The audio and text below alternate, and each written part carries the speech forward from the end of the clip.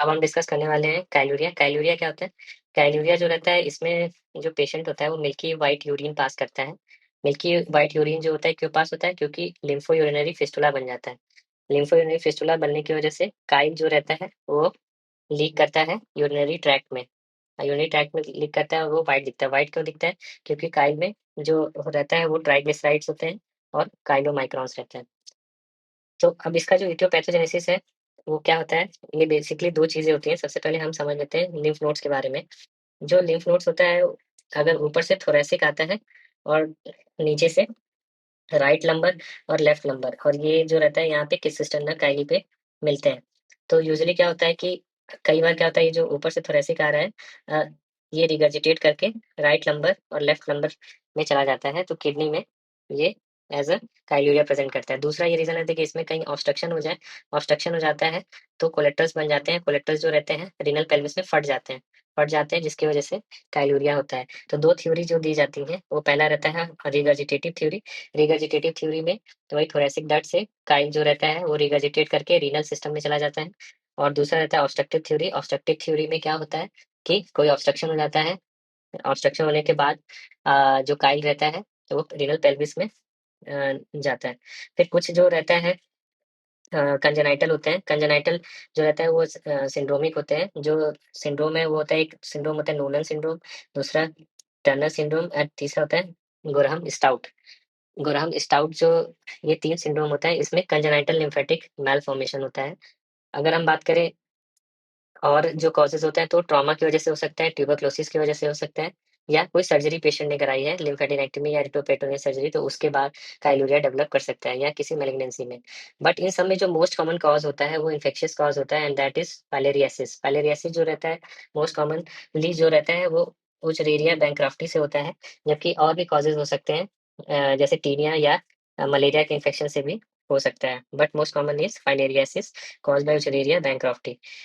इसमें होता क्या है, जो फाइलेरिया रहता है वो ऑब्स्ट्रक्शन कॉज कर देता है जिसकी वजह से बैक फ्लो होने लगता है लिम्फ का इनटू द रीनल पेल्विस। और ये होता क्यों? क्योंकि जब ऑब्स्ट्रक्शन होता है तो सिस्टम का प्रेशर इंक्रीज हो जाता है और वहाँ पे एबरेंट कम्युनिकेशन बन जाते हैं। एबरेंट कम्युनिकेशन बनने की वजह से सिस्टम फट जाता है, रप्चर हो जाता है रीनल पेल्विस में, और फिर वो काइलूरिया की तरह प्रेजेंट करता है। तो ये जो मिल्की व्हाइट यूरिन है ये काइलूरिया होता है। और ये बेसिकली मिल्की व्हाइट क्यों है? क्योंकि बिकॉज ऑफ ट्राइग्लिसराइड एंड काइलोमाइक्रॉन, इनकी वजह से ये मिल्की व्हाइट है। अब बात करें क्लिनिकल फीचर्स की, तो क्लिनिकल फीचर जो मोस्ट कॉमन फीचर होगा वो मिल्की व्हाइट होगा। मिल्की व्हाइट के साथ पेशेंट कंप्लेन करता है। बाकी और भी फीचर्स मिल सकते हैं, जैसे कि उसमें क्लॉट्स बन सकता है। क्लॉट्स क्यों बनेगा? क्योंकि जब ऑब्स्ट्रक्शन होता है तो इसमें लिम्फेटिक्स के साथ-साथ वेसल्स भी ग्रो करती हैं।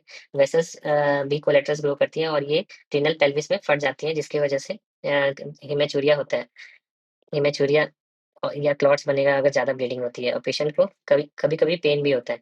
अब चूँकि ये जो मिल्की व्हाइट प्रोटीन इनमें रिच होता है, मिल्की व्हाइट यूरिन प्रोटीन में रिच होता है, तो इससे होता क्या है, पेशेंट को धीरे-धीरे प्रोटीन और फैट लॉस होने लगता है। प्रोटीन और फैट लॉस होने की वजह से पेशेंट का जो है वेट लॉस होने लगता है और पेशेंट को थकावट महसूस होती है, दैट इज़ फैटीग। और पेशेंट को चांस रहता है कि उसको यूटीआई हो जाए बिकॉज़ ऑफ इन्फेक्शन। तो हम लोग इवैल्यूएट कैसे करते हैं? सबसे पहले एग्ज़ामिनेशन पे ही हमें मिल्की व्हाइट यूरिन दिख जाता है और कई बार उसमें क्लॉट्स भी रहते हैं। फिर दूसरा जो टेस्ट होता है वो होता है ईथर टेस्ट। ईथर टेस्ट में क्या करते हैं कि हम लोग जो ईथर रहता है उसको यूरिन में डाल देते हैं। यूरिन में डालते ही अगर टर्बिडिटी जो उसकी यूरिन की है वो क्लियर हो जाए तो इसका मतलब उसमें क्या है? फैट है। तो फैट है तो इसका मतलब क्या है? ये टेस्ट जो है पॉज़िटिव है, तो इसे ही बोलते हैं पॉज़िटिव ईथर टेस्ट। तो इससे कन्फर्म हो जाता है कि यूरिन में फैट है, और फैट किसमें आता है? काइलूरिया में। फिर दूसरा जो रहता है काइलोमाइक्रॉन्स। काइलोमाइक्रॉन्स जो रहते हैं उनके लिए एक स्टेन यूज़ करते हैं, सूडान 3 स्टेन। जब सूडान 3 स्टेन से यूरिन को करते हैं तो जो काइलोमाइक्रॉन्स होते हैं उनकी स्टेनिंग हो जाती है, जिससे कन्फर्म हो जाता है कि काइलोमाइक्रॉन्स है। फिर हम लोग यूरिन का ट्राइग्लिसराइड मेज़र करते हैं, और यूरिन में ट्राइग्लिसराइड नॉर्मली 15 मिलीग्राम पर डेसीलीटर से अगर ज़्यादा होता है तो वो एक डायग्नोस्टिक हो जाता है काइलूरिया के लिए। तो काइलूरिया के लिए क्या 3 चीज़ें हो गई? पहला हो गया मिल्की व्हाइट यूरिन जो है दिखेगा, कई बार उसमें क्लॉट भी रहता है। दूसरा रहता है ईथर टेस्ट पॉज़िटिव आता है। ईथर टेस्ट पॉज़िटिव आने का मतलब क्या रहता है? कि अगर हम लोग ईथर यूरिन में डालते हैं तो उसकी टर्बिडिटी क्लियर हो जाती है, तो उससे कंफर्म हो जाता है कि फैट कंटेंट है। तीसरा, काइलोमाइक्रॉन्स के लिए सूडान 3 स्टेन होता है। चौथा, हम लोग क्वांटिफिकेशन कर लेते हैं ट्राइग्लिसराइड का। अगर 15 मिलीग्राम पर डेसीलीटर से अगर ज़्यादा है तो अ, इसका मतलब पेशेंट को काइल्यूरिया है। अब ब्लड टेस्ट कराएँगे क्योंकि पेशेंट को जो इन्फेक्शन है बैंक्रॉफ्टी इन्फेक्शन हुआ है, पैरासाइट की वजह से मोस्ट कॉमन कॉज़ है। तो उसमें क्या होगा, हम लोग 2 चीज़, पहला एक तो फाइलेरिया का जो एंटीजन है उसको टेस्ट करेंगे तो वो पॉज़िटिव आएगा, और फाइलेरिया के एंटीजन को टेस्ट करने के लिए जो टेस्ट करते हैं वो होता है एलाइज़ा, या हम लोग कार्ड टेस्ट यूज़ कर सकते हैं, इम्यूनोक्रोमैटोग्राफिक टेस्ट, जो कि फाइलेरिया एंटीजन को टेस्ट करता है। और दूसरा, जब हम ब्लड ग्रुप कराएँगे, ब्लड पिक्चर, तो जब भी कोई इन्फेक्शन होता है मतलब फाइलेरिया इसका, तो उसमें इओसिनोफिल काउंट बढ़ जाता है, तो इओसिनोफिलिया मिलेगा। अब इमेजिंग की बात कर लें, इमेजिंग में जो पुरानी जो इमेजिंग है वो लिम्फोसिंटिग्राफी है। उसमें क्या करते हैं कि जो लिम्फैटिक पैर के थ्रू हम लोग कंट्रास्ट पुश करते हैं, तो जितना भी लिम्फैटिक चैनल्स होते हैं वो दिख जाते हैं। तो ऐसे केसेस में जो लिम्फैटिक जहाँ से लीक कर रहा होगा वो साइट दिख जाता है, अभी कम यूज़ करते हैं। फिर दूसरा है अल्ट्रासाउंड। अल्ट्रासाउंड में हमें जो है इसलिए कराना होता है कि पहला, इसमें जो है हमें कॉज़ रूल आउट करना है कि कोई और चीज़ें तो नहीं है किडनी में, या ब्लैडर में कोई मास तो नहीं है, या हाइड्रोनेफ्रोसिस तो नहीं है। तो ये एक रूटीन इन्वेस्टिगेशन होता है, इसको कराने से हमें अदर पैथोलॉजी रूल आउट हो जाती है। अगर कंफर्मेटरी इन्वेस्टिगेशन की बात करें तो सीटी होता है। सीटी में हम लोग सीटी यूरोग्राफी में जो कम्युनिकेशन होगा, फिस्टुलस कम्युनिकेशन या यूनिट्रैक्ट फिस्टुला बना होगा वो दिख जाता है। फिर इंट्रा ऑप जो है, इंट्रा ऑप हम लोग पेशेंट में आरजीपी कर सकते हैं। आरजीपी में हमें इस तरह का पिक्चर दिखेगा। आरजीपी जो रहता है डायग्नोस्टिक और थेरेपेटिक दोनों होता है, और उसमें हम लोग ऐसे फीलिंग डिफेक्ट देखते हैं और कम्युनिकेशन भी दिख जाता है। ये पूरा जो है कम्युनिकेशन भी दिख जाता है। तो इसमें काइल भी दिखेगा, एक डायरेक्ट विजुअलाइज़ेशन जो है काइल का, वो भी दिख जाता है। तो ये एक तरीके से आप समझ लीजिए ये आईवीयू या सॉरी ये आईबीपी है या आरजीपी है। इसमें कंट्रास्ट के थ्रू देख सकते हैं। दूसरा, हम लोग जो है डायरेक्ट विजुअलाइज़ कर सकते हैं काइल को निकलते हुए।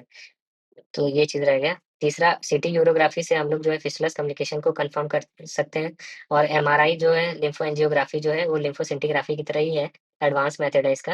और इसमें क्या करते हैं, लिम्फैटिक्स को हम लोग डिलिनिएट कर सकते हैं। तो सबसे पहले हम लोग क्या करेंगे, पेशेंट को कंज़र्वेटिव मैनेज करेंगे, जो इन्फेक्शन हुआ है इसको ट्रीट करने की कोशिश करेंगे, और जो प्रोटीन और फैट लॉस हो रहा है उसको हम लोग और देंगे। तो हम लोग जो है पेशेंट को ऑलरेडी फैट लॉस हो रहा है, तो फैट को फैट से रिप्लेस करेंगे तो वो लॉस होता रहेगा। तो इसलिए हम लोग medium chain triglyceride fat prefer करते हैं। मीडियम चेन ट्राइग्लिसराइड जो रहता है अच्छे से अब्ज़ॉर्ब हो जाता है, तो वो यूरिन में नहीं आएगा। तो मीडियम चेन, और दूसरा प्रोटीन की कंटेंट को बढ़ा देंगे, हाई प्रोटीन डाइट। फिर उसके बाद फाइलेरिया, फाइलेरिया के लिए हम लोग डेक का इस्तेमाल करते हैं, एंड दैट इज़ डाइथाइलकार्बामाज़िन। वो जो रहता है डेक पूरे 3 वर्ड्स का बना है, तो आप याद रखिएगा 3 हफ्ते के लिए यूज़ करते हैं। 3 हफ्ते के लिए यूज़ करेंगे, और कितना यूज़ करते हैं, 6 मिलीग्राम पर केजी पर डे। 6 मिलीग्राम पर केजी पर डे यूज़ करते हैं। इस डेक के साथ अगर कभी कई बार हमें अल्बेंडाज़ोल या आइवरमेक्टिन की ज़रूरत होती है, तो वो भी यूज़ कर सकते हैं। इसमें मोस्ट ऑफ द केसेज़ जो है 60% ऑफ द केसेज़ इसी से ठीक हो जाते हैं। अब आता है इंडिकेशन स्क्लेरोथेरेपी का। तो स्क्लेरोथेरेपी कब करते हैं? अगर पेशेंट को बार-बार रिकरेंट या मॉडरेट काइलूरिया है, जो कि मेडिकल थेरेपी को रिस्पॉन्ड नहीं कर रहा है, तो ऐसे केसेज़ में हमें स्क्लेरोथेरेपी करना रहता है। स्क्लेरोथेरेपी के लिए हमारे पास जो रहता है बहुत सारी चीज़ें होते हैं, जैसे वो आजकल मोस्ट कॉमनली 1% पोविडॉन आयोडीन यूज़ होता है इंडिया में, जबकि बाहर जो रहता है सिल्वर नाइट्रेट मोस्ट कॉमन जो रहता है 0.2% से लेके 1% तक यूज़ करते हैं। तो 1% पोविडॉन आयोडीन, जिसको बेटाडीन भी बोलते हैं, और सिल्वर नाइट्रेट 0.2%।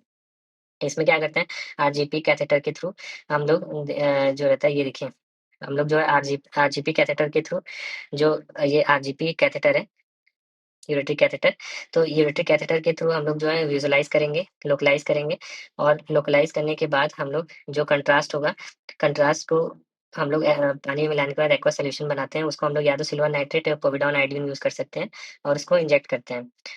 इंजेक्ट करने के बाद इंजेक्ट कितना करते हैं, total 10 ML, 8 to 10 ML inject करेंगे, और उसके बाद जो ये चैनल्स होंगे, ये जो रीनल पेल्विस से पाइलोलिम्फेटिक फिस्टुला या कम्युनिकेशन बना हुआ है, वो सब जो होता है ब्लॉक हो जाती हैं। तो ये रहता है आपका रेट्रोग्रेड आरजीपी एसिलेशन। ये टोटल जो रहता है प्रोसीजर हम लोग फ्लोरोस्कोपी के अंदर करते हैं, सियाम गाइडेंस में, और ये टोटल हमें जो है 3 से 6 बार करना पड़ता है। बहुत से पेशेंट को 3 बार में फ़ायदा हो जाता है, नहीं तो 6 बार हमें रिपीट करना रहता है। और हमें कोशिश करना चाहिए कि बहुत तेज़ी से कंट्रास्ट ना पुश करें, और इस तेज़ कंट्रास्ट पुश करने की वज़ह से क्या होता है, कई बार वो एक्स्ट्रा वेसेट कर सकती हैं, फट सकती हैं, और वेन्स में जा सकती हैं, किडनी के थ्रू रिफ्लक्स करके। फिर अगला जो प्रोसीजर होता है, जो किडनी रहता है, अ, किडनी अगर हम लोग बात करें तो जितना भी कम्युनिकेशन होगा यूरेटर और किडनी के अगल-बगल उसको काट देते हैं, इसको बोलते हैं लिम्फैटिक डिस्कनेक्शन। तो लिम्फैटिक डिस्कनेक्शन सर्जरी ओपन या लैब से कर सकते हैं, तो इसको काट देते हैं और इसको बोलते हैं नेफ्रोलिम्फोलाइसिस या यूरेट्रोलाइसिस, नेफ्रोलिम्फोलाइसिस या यूरेट्रोलिम्फोलाइसिस। तो इस प्रोसीजर का नाम होता है, इसमें क्या करते हैं, लिम्फैटिक जितने भी होते हैं अराउंड द रीनल हाइलम इन सबको डिस्कनेक्ट कर देते हैं। तो ये तब करते हैं जब स्क्लेरोथेरेपी फेल्ड हो जाए या जो कैलूरिया बहुत सीवियर हो या परसिस्टेंट हो। फिर अगला प्रोसीजर होता है नेफ्रोपैक्सी विथ लिम्फेटिक लाइगेशन।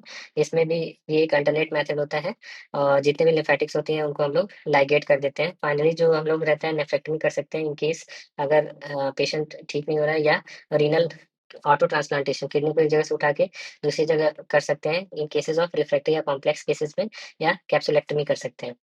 तो अब बात करें प्रोग्नोसिस की, तो प्रोग्नोसिस जो कंजर्वेटिव मैनेजमेंट होता है या स्क्लेरोथेरेपी होता है, वो ऑलमोस्ट 90% पेशेंट उससे ठीक हो जाते हैं। जबकि सर्जरी की बात करें तो सर्जिकल सक्सेस रेट ऑलमोस्ट 95% से अबव होता है। तो अगर पेशेंट कोई भी अगर कंजर्वेटिव या स्क्लेरोथेरेपी से रिस्पॉन्ड नहीं करता है तो सर्जिकल थेरेपी करते हैं। और फिर पेशेंट को लॉन्ग टर्म फ़ॉलो-अप में रखते हैं क्योंकि इसका रिकरेंट के चांसेस रहते हैं और उसमें हम लोग चेक करते हैं कि पेशेंट का जो यूरिन की क्लैरिटी कैसी है, क्लियर है या नहीं है, पेशेंट के प्रोटीन का स्टेटस कैसा है और पेशेंट का न्यूट्रिशनल असेसमेंट कैसा है, प्रोटीन या फैट रिक्वायरमेंट कम हुई है कि नहीं।